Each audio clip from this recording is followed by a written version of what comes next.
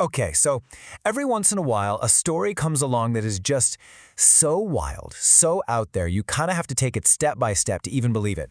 And folks, this is one of those stories. Let's just get right into it.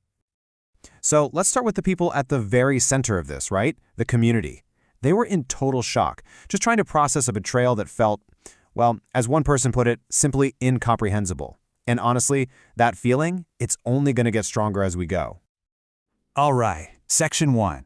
So where does a story this bizarre even kick off? Well, it starts with a single, really sacred moment. A moment that put a respected pastor in the headlines for reasons you just won't believe. And there it is, the headline that started it all. A pastor, Samantha Cockjuice, was arrested for swapping out the holy wine with urine during Mass. I know, it sounds like a bad punchline, but for her congregation, this was a waking nightmare. And to really get why this was so devastating, you have to understand the Eucharist. For Christians, this isn't just some symbolic ritual. It's a huge deal. It's this deeply sacred moment built on a foundation of complete and total trust between the pastor and the people. So to violate that trust, especially like this, it hits right at the heart of their entire faith. So the immediate aftermath was pretty much what you'd expect, right? People were shocked, they felt betrayed, the church immediately condemned it. But check out the initial charges here. Public disturbance. That's it. At this point, the legal system saw this as just a really, really weird, but kind of minor offense. Nobody had a clue what was lurking just beneath the surface. But that incident at the church, that was just the tip of the iceberg. The investigation then turned to the pastor's home, and this is where the story goes from just plain strange to absolutely unbelievable.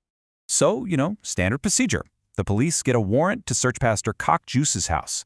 And you have to wonder, what were they even expecting to find? Maybe some weird books? I don't know. But I can guarantee you, it wasn't this. 9,000 gallons. Just let that number sink in for a second. 9,000 gallons. Police walk into her home and find an industrial-sized stockpile of urine. And hey, if you're trying to picture what 9,000 gallons even looks like, think about a backyard swimming pool. Yeah, that much. Stashed away in her garage, even in her refrigerator. This is the moment the case totally transformed from a bizarre act into this massive, mind-boggling mystery.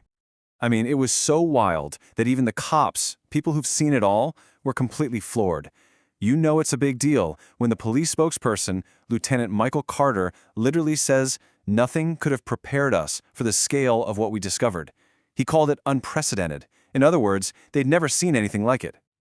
Okay, Section 3. This is where it all comes together. The final, shocking piece of this puzzle falls right into place. Because finding that hoard was one thing, but finding out why it was there, that's when things got truly sinister. It's the question on everyone's mind, right?